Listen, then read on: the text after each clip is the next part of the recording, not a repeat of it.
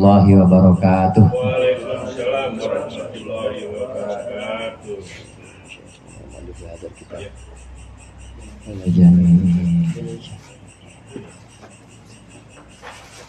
Al-Fatihah.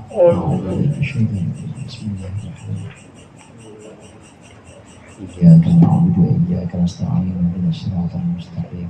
Shiratal ladzina an'amta 'alaihim ghairil maghdubi 'alaihim waladdallin. Alhamdulillahil awwalil akhir al-batinil zahir wassalatu wassalamu ala sayyidina Muhammadin at-tahiril fakhir wa ala alihi wa ashabihi dzawil ula wal mafakhir. Amma ba'du, fa inna asdaqal hadithi kitabullah wa khairal hadi hadi Muhammadin sallallahu alaihi wasallam wa syarrul umuri muhdatsatuha wa kullu muhdatsatin bid'ah wa kullu bid'atin dhalalah. Segenap jamaah Majelis Ta'lim Zahratul Buldan, Majelis Ta'lim Miftahul Khair, wabil khusus para ustaz, para hujjaj, bapak-bapak, sesepuh, hadirin sekalian yang dirahmati oleh Allah. Alhamdulillah malam hari ini kita berkumpul kembali melanjutkan pengajian rutin kita, mengaji kitab Tafsir Jalalain dan kitab Al-Husnul Hamidiyah. Mudah-mudahan apa yang akan kita pelajari menjadi ilmu yang bermanfaat dunia akhirat. Amin ya rabbal alamin. Pembahasan kita Tafsir Jalalain sampai surah Al-An'am ayat 36 yang akan kita baca. Di ayat sebelumnya ayat 35, di ayat 34 sudah disebutkan bahwasannya Nabi Muhammad ini sangat menginginkan orang-orang semuanya itu masuk Islam, bukan karena nyari masa, bukan karena pengen banyak pengikutnya, tapi pengen semuanya selamat, pengen semuanya di dunia hidupnya enak, di akhirat hidupnya juga enak. Semata-mata itulah yang diinginkan Rasulullah, supaya orang-orang hidupnya selamat dunia juga selamat di akhirat. Oleh karenanya seringkali Rasulullah begitu menginginkan semuanya itu ikut Islam supaya selamat, apalagi orang-orang yang kafir Quraisy atau kafir Mekah ini kebanyakan adalah orang-orang yang masih kerabat dekat Rasulullah SAW. Tapi memang sudah merupakan sunnatullah bahwa Allah memberikan hidayah kepada orang yang Allah kehendaki, bukan orang yang Nabi Muhammad kehendaki. Tetap yang namanya hidayah atau petunjuk itu pilihan, dan Allah yang milih siapa yang bakal mendapatkan petunjuk itu. Rumahnya nempel, saudara, nempel sama Rasulullah SAW. Rumahnya nempel dan terkenal paman dekatnya. Waktu Nabi Muhammad lahir, dia girangnya benar-benar girang, sampai budaknya, hamba sahaya perempuannya itu dibebaskan, namanya Suhaibah al-Aslamiyah. Tetap nggak Allah kasih hidayah, karena memang sudah Allah tentukan siapa-siapa saja orang yang dapat hidayah. Ciri-cirinya orang-orang yang dapat hidayah adalah orang yang ikut kepada Nabi Muhammad, termasuk mudah-mudahan kita yang ikut ngaji ini juga orang-orang yang mendapat hidayah. Hanya saja tinggal kita jaga hidayah ini, kita jaga iman dan Islam kita ini terus sampai akhirnya kita nanti husnul khatimah. Nah, yang berikut ini yang akan kita bahas di ayat 36. Qala Allah Ta'ala wa huwa asdaqul qailin. Innama yastajibul ladzina yasma'un wal mauta yab'athuhumullah wal mauta yab'athuhumullahu thumma ilaihi yurja'un. Innama yastajibu ay du'aaka ilal iman, hanyalah bisa menjawab panggilanmu untuk iman, untuk masuk Islam. Yang bisa menjawab panggilanmu hanyalah orang-orang alladzina yasma'una, orang-orang yang mendengar, sima'a tafahumin wa atibarin, dengan pendengaran, dengan mendengarkan sambil memahami dan juga mengambil pelajaran. Wal mauta, adapun orang yang mati, ayil kufaru, maksudnya orang-orang kafir, syabbahum bihim fi adami sima. Allah menyerupakan orang-orang kafir dengan orang-orang mati fi adami sima, dalam hal tidak bisa mendengar.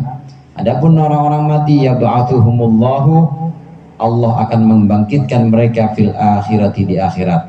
Summa ilaihi yurja'una, kemudian hanya kepada Allah lah yurja'una, mereka dikembalikan. Maksudnya yuradduna, mereka dikembalikan, fayujazihim bi a'malihim, maka mereka akan dibalas dengan perbuatan-perbuatan mereka, yakni perbuatan kekufuran. Yang bisa menjawab ajakan Nabi Muhammad, doa di sini artinya ajakan untuk masuk Islam, ajakan untuk beriman. Yang bisa menjawab ajakan Nabi Muhammad itu hanya orang-orang yang mendengarkan.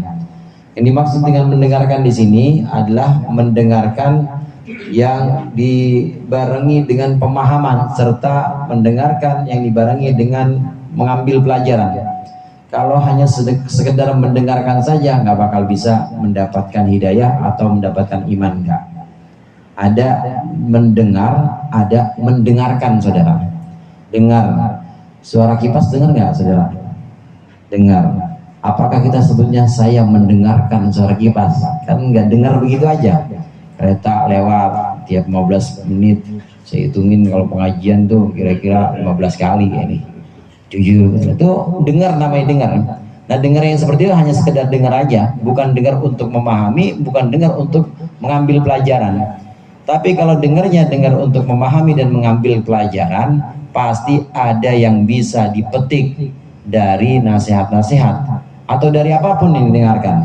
Jangankan nasihat, dari suara kereta aja, kalau memang kita dengarkan dengan pendengaran pemahaman atau dengan pendengaran pengambil pelajaran, dalam rangka mengambil pelajaran, bisa kita petik pelajaran dari situ.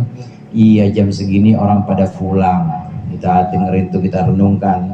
Orang-orang yang tadinya kerjanya di kota pulang ke daerah-daerah pinggiran, terus kita renungkan, bisa mengambil pelajaran. Inilah orang-orang yang Allah berikan hidayah, yang Allah berikan kemampuan untuk menangkap iman atau untuk mendapatkan iman. Mendengarkannya dengan pendengaran yang sambil dibarengi dengan pemahaman. Kalau tidak dibarengi dengan pemahaman, maka tidak akan bisa mendapatkan hidayah. Nah, hadirin sekalian, di sini ayat ini untuk menegaskan kepada Nabi Muhammad, artinya tidak usah bersedih, tidak usah engkau bersusah hati, wahai Nabi Muhammad. Wahai Muhammad, kata Allah, tidak usah engkau bersedih hati. Yang menjawab panggilanmu untuk masuk Islam, untuk iman, itu orang-orang yang memang mau mendengarkan dengan pemahaman dan juga mengambil pelajaran. Artinya memang ada yang bisa mengambil pelajaran dan kemudian iman kepada Nabi Muhammad. Nah, tapi kalau yang tidak mau mendengarkannya hanya sekedar mendengarkan saja, mendengarkan iya di depannya, tapi di belakangnya kemudian ingkar kepada Nabi Muhammad, atau mendengarkan sambil melengos, maka tidak akan bisa mendapatkan pelajaran dari nasihat-nasihat, dari ajaran-ajaran atau dari ajakan-ajakan Nabi Muhammad. Dan ini memang sudah merupakan sunnatullah. Allah sudah menetapkan bahwa semuanya di antara manusia itu dibagi dua. Ada yang dapat hidayah, ada yang tidak dapat hidayah. Yang dapat hidayah tempatnya di surga nanti. Kemudian yang tidak dapat hidayah, ya tempatnya di neraka. Udah merupakan sunnatullah. Nggak bisa semuanya masuk surga, semuanya nggak bisa. Nggak bisa semuanya dapat iman semua, kemudian Islam semuanya, nggak bisa. Sudah merupakan sunnatullah, karena Allah menghendaki makhluk atau manusia dibagi menjadi dua. Ada orang-orang mukmin, ada orang-orang kafir. Itu sudah ketentuan Allah. Nah, kemudian dari pelajaran ini yang bisa kita ambil dari ayat ini, ada pelajaran yang bisa kita ambil.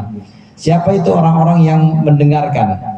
Orang-orang yang mendengarkan dengan pendengaran sambil memahami dan mengambil pelajaran adalah orang-orang yang sudah Allah tetapkan dulu sebagai orang-orang yang selamat. Man sabaqat lahumus sa'adah.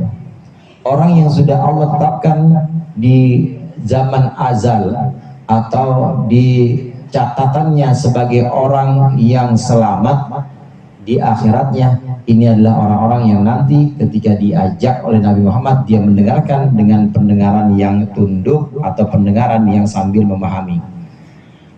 itu sudah sesuai dengan ketetapan Allah atau sesuai dengan catatan yang di sana. Sudah takdir, acara kita sudah takdirnya. Orang-orang yang mendengarkan itu sudah ditetapkan oleh Allah, takdir. Nah, terus bagaimana kita mengetahuinya? Ini sering saya ulang-ulang seperti ini karena ini bagian dari pelajaran tauhid, iman kepada qada dan qadar. Yang kita lakukan di dunia ini sudah Allah tetapkan semua. Termasuk juga orang yang mendengarkan Nabi Muhammad dulu pada masa Nabi Muhammad, kemudian iman, kemudian masuk Islam, ini sudah Allah tetapkan. Dan memang sudah catatannya Abu Bakar Siddiq, Umar bin Khattab, sudah catatannya di sana adalah orang-orang yang selamat. Nah, terus bagaimana ciri-cirinya? Ciri-cirinya orang yang selamat itu adalah orang yang sekarang, saat itu, yang sekarang mengikuti Nabi Muhammad. Jadi bisa dilacak atau bisa dibaca dari kejadian, bisa dibaca atau dilacak dari peristiwa, dari sesuatu yang sedang terjadi sekarang. Nah, bagaimana dengan kita? Sama halnya juga dengan kita. Kita yang sekarang ini mengikuti jalan orang yang selamat. Jalan orang yang selamat itu ya sholat, kemudian puasa Ramadan, kemudian juga ikut pengajian-pengajian, kadang-kadang ada zikir malam Jumat. Ini insya Allah di sana sudah bisa dipastikan adalah catatannya orang yang selamat. Jadi semuanya takdir meskipun rahasia, takdir meskipun itu cuma Allah yang tahu, tapi bisa dibaca di sini. Bagaimana cara membacanya? Cara membacanya adalah yang sekarang terjadi apa? Yang sekarang terjadi ini mengikuti ajaran Nabi Muhammad. Yang sekarang terjadi ini mengikuti apa-apa yang Allah ridhoi, maka catatan di sana adalah termasuk orang-orang yang selamat. Begitu juga sebaliknya, orang yang tidak mendengar dalam konteks ayat ini, orang yang tidak bisa mendengar, ini memang dari dulu catatannya sejak zaman azali itu catatannya adalah orang yang celaka. Abu Jahal, Abu Lahab, kemudian As bin Wa'il, kemudian Walid bin Mughirah. Emang udah tercatat di sana, udah tercatat ini orang bakal masuk neraka, bakal sesat masuk neraka. Nah, kebacanya bagaimana? Kebacanya emang tentang Nabi Muhammad. Nabi Muhammad ngomong apa aja ditentang sama dia. Dari sebelum diciptakan itu semua kejadian yang ada di muka bumi ini sudah Allah tetapkan semuanya. Nah, kita tinggal melacak atau mencari ciri-cirinya. Kaitannya dengan qada dan qadar, kaitannya dengan apakah yang Allah akan tetapkan kepada kita. Yang Allah tetapkan kepada kita, apakah yang Allah tetapkan kepada kita ini adalah keselamatan atau kecelakaan? Celaka maksudnya syaqawah.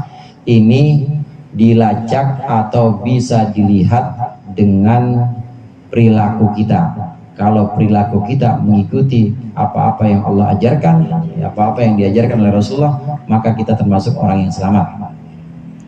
Asalkan kita mengikutinya zahiran wa batinan.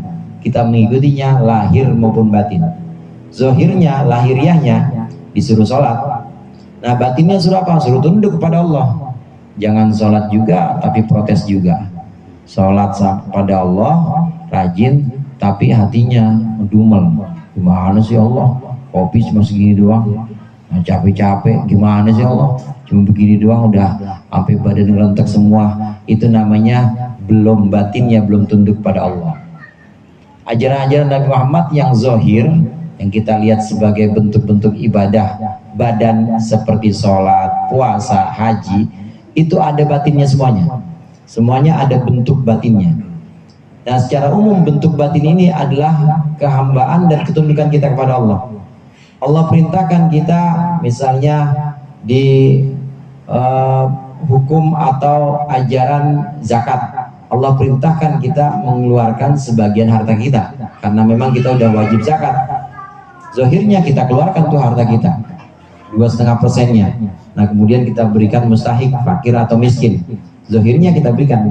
Nah, tapi batinnya di sini adalah dia tunduk, ya Allah, saya patuh, saya nurut sama Engkau, dan saya berikan ini tanpa ada kepentingan apa-apa. Saya berikan ini benar-benar karena mematuhi perintahmu, bukan karena apa-apa. Jangan ngasih zakat, ngasih sedekah, tapi punya kepentingan. Ada orang yang ngasih zakat, orang yang dikasih itu kudu nurut sama dia. Besok kalau gue kasih lagi loh, misalnya begitu. Itu namanya punya kepentingan. Dia memberikan zakat, memberikan sedekah, tapi ada udang di balik batu, bukan di balik bakwan. Tapi udang di balik batu. Dia punya kepentingan, dia memberikan itu, menjalankan kewajiban zakat katanya zahirnya, tapi batinnya tidak ikut kepada ajaran Nabi Muhammad. Batin dari seluruh ajaran Nabi Muhammad adalah ketundukan kita kepada Allah, patut nurut, kita patuh, kita nurut apa aja yang Allah perintahkan, kita nurut aja karena kita hamba dan Allah adalah Tuhan kita. Nah, harus dibarengi dengan batinnya ini. Orang-orang yang zahir maupun batin, lahiriahnya, badannya ikut pada Nabi Muhammad, kemudian batinnya juga ikut pada Nabi Muhammad, itu adalah orang-orang yang catatan di sononya itu catatan selamat. Sebaliknya, orang yang tidak nurut Nabi Muhammad, zahirnya tidak nurut Nabi Muhammad, tak pernah sholat, kemudian juga ingkar kepada Nabi Muhammad, dia bilang apa udah ada Nabi yang namanya Nabi Muhammad. Misalnya orang-orang yang nggak percaya kepada Nabi Muhammad, zahirnya seperti itu, batinnya juga seperti itu. Batinnya juga dia nentang Nabi Muhammad, kemudian protes kepada Allah, maka itu berarti catatannya, di sana catatannya dia bakal masuk neraka. Semuanya bisa dilacak atau bisa dibaca itu hadirin. Na'udzubillah, na'udzubillah. Ini ayat ini menunjukkan bahwa Nabi Muhammad diberikan di sini, diberikan nasihat oleh Allah, jangan bersedih, tidak usah bersusah hati. Ada orang-orang yang memang sudah Allah tetapkan untuk bisa mendengarkan pelajaran-pelajaran, ajakan-ajakan sehingga iman. Tapi ada juga orang yang tidak bisa mendengarkan, dan itu udah Allah tetapkan soalnya. Siapa-siapa aja yang bakal masuk neraka, siapa-siapa aja yang bakal masuk surga, udah Allah tetapkan. Siapa yang bakal masuk neraka di sini?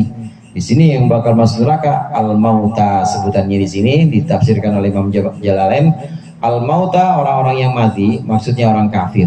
Orang kafir kenapa diserupakan dengan orang mati? Karena orang kafir itu sama kayak orang mati, nggak bisa dengar. Disuruh iman, tinggalin, jangan nyembah berhala lagi, masih tetap nyembah berhala. Disuruh damai, jangan perang lagi, masih tetap perang. Disuruh iman kepada Nabi Muhammad, tetap nggak iman kepada Nabi Muhammad. Nabi Muhammad itu hadirin, selama usia pra kenabian, sebelum jadi nabi, itu sudah dipercaya oleh seluruh penduduk Mekah. Orang-orang kalau mau pergi, biasanya pergi beberapa bulan untuk berniaga atau berdagang, nitipin semuanya, dititipin kepada Nabi Muhammad. Harta-harta mewahnya, ya harta-harta bendanya semua dititipin kepada Nabi Muhammad. Karena tahu bahwa yang namanya Muhammad, ini belum jadi nabi nih, yang namanya Muhammad bin Abdullah, ini benar-benar nggak bakal ngurangin banda orang. Dan juga nggak pengen-pengen amat jadi pemimpin, biasa-biasa aja Nabi Muhammad. Orang-orang udah pada tahu akhlaknya bagus, akhlaknya bagus. Nah, begitu Nabi Muhammad menyampaikan satu bagian dari risalahnya, menerima wahyu, kemudian menyampaikan kepada orang-orang Mekah bahwasannya Nabi Muhammad menerima wahyu dan mereka harus menyembah hanya Allah saja, meninggalkan penyembahan berhala, baru tuh mulai terpecah belah. Yang iman dia iman, yang kufur ya tetap kufur. Nah, di sini udah mulai ketahuan mana yang Allah tetapkan sebagai orang-orang yang selamat, orang yang mukmin, mana yang Allah tetapkan dari dulu sudah Allah tetapkan sebagai orang yang kafir, atau orang di sini sebutannya adalah orang yang mati, nggak bisa dia mendengarkan. Ya ba'athumullah. Walaupun ada juga penafsiran lain, kalau Syekh Jalalain di sini, Imam Jalalain di sini menafsirkan yang disebut dengan orang mati ini adalah orang yang tidak bisa mendengarkan nasihat-nasihat, tidak bisa mengambil ajakan-ajakan Nabi Muhammad, ini tidak digubris. Ini adalah orang-orang mati, orang-orang kafir. Itu nanti akan Allah bangkitkan dan akan Allah mintai pertanggungjawabannya tentang kekufurannya. Ini penafsiran pertama yang dipegang oleh Imam Jalalain. Nah, tafsir yang kedua, wal mauta, orang mati akan Allah bangkitkan. Ini merupakan kiasan, artinya orang mati yang sekarang mati ini boleh jadi Allah hidupkan. Maksudnya hatinya Allah hidupkan, kemudian bisa menerima nasihat. Nah, kalau dipegang penafsiran yang kedua ini, maka ayat bagian yang terakhir ini, al-wal mauta yab'atsuhumullah tsumma ilaihi yurja'un, orang mati pasti akan Allah hidupkan kembali. Ini maksudnya di antara orang-orang kafir itu nanti ada tetap yang akan beriman nanti. Ada yang akan Allah hidupkan hatinya, itu ada juga. Kalau bukan dianya yang Allah hidupkan hatinya, anaknya. Banyak orang-orang yang sahabat-sahabat Nabi yang bapaknya dulu tuh kafir, benar-benar musuh pada Nabi Muhammad. Khalid bin Walid kenal ya? Khalid bin Walid itu bapaknya Walid bin Mughirah, kafir, musuhnya Nabi Muhammad. Kemudian Amr bin As bapaknya namanya As bin Wa'il, itu juga musuh bebuyutannya Nabi Muhammad juga. Kemudian Ikrimah bin Abu Jahal. Ikrimah itu laki-laki, Pak. Ya, saya punya murid Ikrimah perempuan. Ikrimah itu laki-laki. Ikrimah, banyak nama sahabat atau nama orang Arab yang sebenarnya itu nama laki-laki, tapi sampai di Indonesia dipakai buat nama perempuan. Ikrimah itu laki-laki. Kemudian yang nemenin Nabi ke Syam, yang nemenin Nabi ke Syam menjalankan perdagangan Siti Khadijah, namanya Maisarah. Maisarah laki apa perempuan, Pak? Perempuan di sini. Nah, di sana Maisarah itu laki. Maisarah itu budaknya Siti Khadijah yang disuruh nemenin Nabi Muhammad untuk jalanin perdagangannya ke Syam. Jadi Maisarah itu laki-laki. Nggak kebayang kalau Nabi Muhammad jalan berdua sama Maisarah. Jalan sama perempuan ya beberapa minggu. Maisarah itu laki-laki, saudara. Nah, Ikrimah bin Abu Jahal. Ikrimah ini jadi sahabat. Abu Jahalnya musuh bebuyutan Nabi. Wal mauta yab'atsuhumullah, orang mati bagaimanapun tetap kalau Allah kehendaki maka bisa jadi Allah berikan hidayah, Allah hidupkan. Syekh Wahbah Zuhaili ini membuat satu daftar atau membuat satu faktor penyebab kenapa orang bisa kafir, bisa ingkar kepada Nabi Muhammad. Yang pertama, penyebab orang tidak bisa menerima Islam atau tidak bisa menerima iman kepada Nabi Muhammad, yang pertama adalah sombong. Kalau udah menaruh dirinya lebih tinggi dibanding Nabi Muhammad atau lebih tinggi dibanding orang yang ngajak, nggak bakal masuk iman. Nah, beda kalau sejajar. Kalau dalam posisi sejajar nggak sombong, maksudnya ini teman dialog, yang ngajak saya ini ya sama belajar dengan saya, insya Allah masih bisa itu dapat hidayah. Tapi kalau sudah menaruh harga dirinya terlalu tinggi, orang yang nasihatin kedudukannya kayak apa tingginya, tetap dia nggak bakal bisa nurut sama nasihatnya. Itu yang pertama, penyebabnya sombong. Yang kedua penyebabnya adalah hawa nafsu. Yang dimaksud dengan hawa nafsu ini adalah dua nafsu, yaitu nafsu syahwat. Syahwat ini isinya perut dan di bawah perut. Di bawah perut itu maksudnya tahu ya? Apa? Di bawah perut itu maksudnya kelamin. Itu pokoknya kerjanya itu doang lah. Kalau nggak makan kawin, kalau nggak kawin makan kawin gitu doang. Jadi buat mikir nggak ada dia buat mikir. Karena tidak bisa memikirkan apapun, pikirannya cuma perut, kalau nggak perut, kawin, gitu doang. Maka tidak ada perenungan-perenungan, nggak bisa merenungkan ajakan Nabi Muhammad atau ajakan Islam itu hikmahnya apa, kenapa disuruh sholat, kenapa kok ada disuruh puasa setahun sekali, ini kenapa kok disuruh membatasi perut, nggak akan kepikiran yang begitu. Kenapa? Nafsu semua isinya. Nah, orang yang dikuasai oleh dua nafsu ini bisa sulit menerima hidayah atau sulit menerima iman. Jadi yang pertama sombong, yang kedua hawa nafsu. Nah, nafsu syahwat. Kemudian yang ketiga yaitu kepentingan atau gengsi. Dulunya sebelum ada Nabi Muhammad, pemimpinnya dia. Nah, kalau ikut Nabi Muhammad berarti kan harus jadi pengikut. Kalau ikut Nabi Muhammad itu kan berarti nggak mimpin lagi. Orang dulunya RW, dulunya RW gitu ya. Nah, kemudian suruh ngikut, nggak mau. Gitu. Bukan RW sini mah udah mantan semua. Ini dulunya pemimpin, nah kemudian suruh ngikut jadi orang yang dipimpin, gengsi. Nah, 3 penyebab ini kenapa orang nggak bisa menerima hidayah. Jadi bukan semena-mena Allah tetapkan di sana di alam azali ini neraka, ini sesat terus neraka, enggak.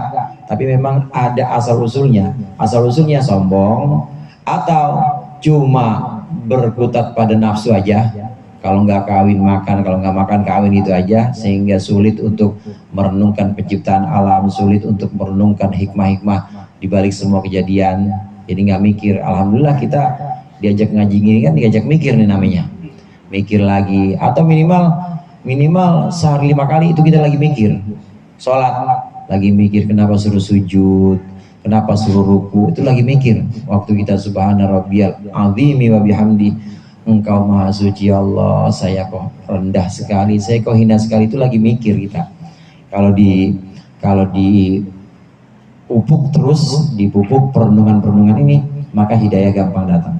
Sombong, kemudian berkutat hanya pada syahwat saja, kemudian gengsi tadi, ini penyebab hidayah tidak masuk. Asal usulnya seperti itu. Orang-orang yang mati di sini orang-orang kafir, maksudnya penafsiran yang kedua tadi, bisa jadi orang-orang kafir itu kalau memang Allah kehendaki, Allah hidupkan hatinya. Bagaimana cara menghidupkan hatinya tadi? Mungkin orang itu kesombongannya hilang, atau mungkin dia mulai merenung, atau mungkin dia sudah menghilangkan gengsinya demi mencari kebenaran. Emang kalau pengen mencari kebenaran harus hilang gengsinya. Kalau masih gengsi aja gak bakal dapat kebenaran. Karena kebenaran bisa datang dari orang yang ada di bawah kita levelnya. Kebenaran bisa datang dari orang yang lebih rendah dibanding kita. Kadang-kadang kita bisa dapat kebenaran dari pembantu misalnya, atau dari anak kita. Anak kita yang masih umur SMP atau masih SMA, kadang-kadang justru kita bisa ambil kebenaran dari dia, dari manapun kebenaran. Karenanya nggak boleh gengsi, nggak boleh sombong, dan nggak boleh hanya utak-utak. Ya kawin makan aja nggak boleh. Ya yang belum kawin ya silakan. wal mautana, dengan demikian ada penghibur di sini bahwasannya orang yang mati, maksudnya orang kafir ini masih bisa ada kemungkinan Allah hidupkan hatinya sehingga bisa menerima hidayah Allah. Wa qalu laula nuzila alaihi ayatun min rabbih qul innallaha qadirun ala an yunazzila ayah walakinna aktsarahum la ya'lamun. Qul, katakanlah wahai Muhammad lahum, kepada orang-orang kafir, innallaha qadirun ala an yunazzila. Boleh bitasydid wa takhfif. Maksudnya boleh kita baca innallaha qadirun ala an yunazzila atau innallaha qadirun ala an yunzila. Boleh yunazzila, boleh yunzila. Sesungguhnya Allah mampu menurunkan ayatan, satu tanda kekuasaan, mimmaktarohu, dari sesuatu yang mereka tuntut, walakinna aktsarahum la ya'lamun, tetapi kebanyakan mereka orang-orang kafir la ya'lamun, tidak mengerti anna nuzulaha, bahwa turunnya ayat atau mukjizat, balaunna alaihim, itu menjadi satu bencana untuk mereka, liwujubi halakihim, karena wajibnya atau harusnya binasa mereka, in jahaduha, jika mereka menentang ayat. Ayat di sini yang dimaksud adalah mujizat. Ayat kadang-kadang disebutkan dalam Al-Quran ini sebagai ungkapan untuk mukjizat. Ayat bisa juga punya arti tanda-tanda kekuasaan Allah yang mengagumkan. Termasuk ayat Allah yang Allah berikan kepada Nabi Musa, tongkatnya bisa jadi ular. Kemana dia sekarang ya? Kalau ada bisa Ustadz. Samin bisa banyak pasiennya itu. Terus ayat atau mujizat yang Allah berikan kepada Nabi Sulaiman, itu ayat juga. Nah, ayat bisa punya arti mujizat. Di sini Nabi Muhammad diperintahkan oleh Allah, katakan wahai Muhammad, Allah itu mampu gampang saja, bisa saja Allah menurunkan mujizat sesuai dengan yang mereka mau, orang-orang kafir Mekah mau. Tetapi orang-orang kafir Mekah nggak paham. Maksudnya nggak paham, kalau udah turun mukjizat yang mereka mau, tapi mereka nggak iman juga, hancur, habis kayak umat-umat terdahulu. Ini maksudnya walakinna aktsarahum la ya'lamun. Hadirin jamaah rahimakumullah, yang sudah pernah terjadi dan disaksikan oleh orang-orang kafir Mekah, bulan terbelah. Nah, kemudian ada pepohonan datang kepada Nabi Muhammad mengucapkan salam. Kemudian Isra-nya Nabi Muhammad dan Mi'rajnya pulang, kemudian membawa perintah sholat, perjalanan yang hanya dalam waktu hitungan jam, tapi bisa sampai ke Palestina, dari Mekah ke Palestina, dari Palestina kemudian ke Sidratul Muntaha. Itu kan mujizat semuanya. Nah, mereka udah tahu semua kejadian-kejadian luar biasa itu, mujizat-mujizat itu udah tahu, tapi pengen yang lain. Apa yang mereka minta? Yang mereka minta itu, coba kayak dulu Nabi Soleh keluarin onta dari batu. Coba kayak dulu Nabi Musa punya tongkat. Coba kayak dulu Nabi Musa tangannya itu dimasukin di ketek, kemudian bercahaya. Yang diminta tuh yang enggak aja, padahal udah ada. Nah, kata Allah di sini, bilang Muhammad kepada mereka, Allah gampang saja, Allah sangat kuasa dan sangat mampu untuk mengeluarkan mujizat, untuk menurunkan mujizat. Tapi mereka nggak paham. Maksudnya mereka nggak paham, tapi mereka nggak sadar kalau udah turun mujizat sesuai yang mereka minta, mereka nggak iman juga, maka hancur seketika itu juga. Itu akibatnya, atau itu otomatis langsung kontan dibalas. Kenapa Allah tidak memberikan ini, atau Allah tidak memperlakukan ini kepada umat Nabi Muhammad? Ini karena sayangnya Allah kepada umat Nabi Muhammad Sallallahu Alaihi Wasallam. Hampir bisa dikatakan bahwa setelah Nabi Muhammad ini udah tidak ada azab atau siksaan untuk bencana untuk orang-orang kafir yang ingkar kepada Nabi Muhammad, yang sifatnya ini global, mati semuanya itu nggak ada. Paling cuma pilihan aja yang Allah bikin mati. Abu Jahal yang matinya sendiri waktu perang. Nah, kemudian beberapa orang-orang kafir lain matinya sendiri, sakit. Jadi nggak semuanya. Nah, umat terdahulu enggak. Umat terdahulu begitu minta mujizat, umatnya Nabi Soleh begitu minta onta keluar dari batu, kemudian ingkar, masih tetap nggak iman kepada Nabi Soleh, habis satu kampung. Nah, ini tidak berlaku kepada umat Nabi Muhammad. Kenapa? Karena rahmatnya, karena sayangnya Allah kepada umat Nabi Muhammad. Dan sudah Allah tetapkan bahwa sayangnya Allah kepada umat Nabi Muhammad ini akan terus sampai hari kiamat nanti. Walaupun sekarang tidak beriman bapaknya, mungkin nanti anaknya masih bisa iman, masih dikasih kesempatan terus oleh Allah. Ini saking sayangnya Allah kepada umat Nabi Muhammad SAW. Lagian kalau dipikirin nih, mereka ini orang-orang kafir, saudara, orang-orang kafir Mekah minta yang boten-boten aja, minta keluar onta dari batu, kemudian minta mujizat sebagaimana mujizat umat terdahulu yang pernah mereka dengar. Padahal selain itu udah pernah juga, tadi saya sebutkan. Begitu mereka melihat mujizat Nabi Muhammad seperti Isra Mi'raj, apa komentar mereka? Komentar mereka cuma orang gila gitu doang. Udah dikasih tapi komentarnya orang gila. Nah, kemudian Nabi Muhammad bisa membelah bulan, bilang tukang sihir itu mah, digituin Nabi Muhammad. Itu kan diturunin sama Allah. Nah, kalau mereka minta lagi kayak umat terdahulu, kemudian Allah turunkan, Allah izinkan mujizat turun, tapi mereka iman, habis. Cuma Allah nggak pengen seperti itu. Allah gampang sekali kalau pengen, Allah bisa. Cuma Allah kasihan karena mujizat kalau udah turun kemudian tidak iman, ini bisa berlaku seperti umat terdahulu, Allah hancurkan semuanya. Bagian dari rahmat Allah, sayangnya Allah pada umat Nabi Muhammad, maka tidak diberlakukan ini untuk umat Nabi Muhammad sallallahu alaihi wasallam. وَمَا مِنْ دَابَّةٍ فِي الْأَرْضِ وَلَا طَائِرٍ يَطِيرُ بِجَنَاحَيْهِ إِلَّا أُمَمٌ أَمْثَالُكُمْ مَا فَرَّطْنَا فِي الْكِتَابِ مِنْ شَيْءٍ ثُمَّ إِلَى رَبِّهِمْ يُحْشَرُونَ وَمَا مِنْ دَابَّةٍ فِي الْأَرْضِ وَاللَّهُ أَعْلَمُ بِالصَّوَابِ.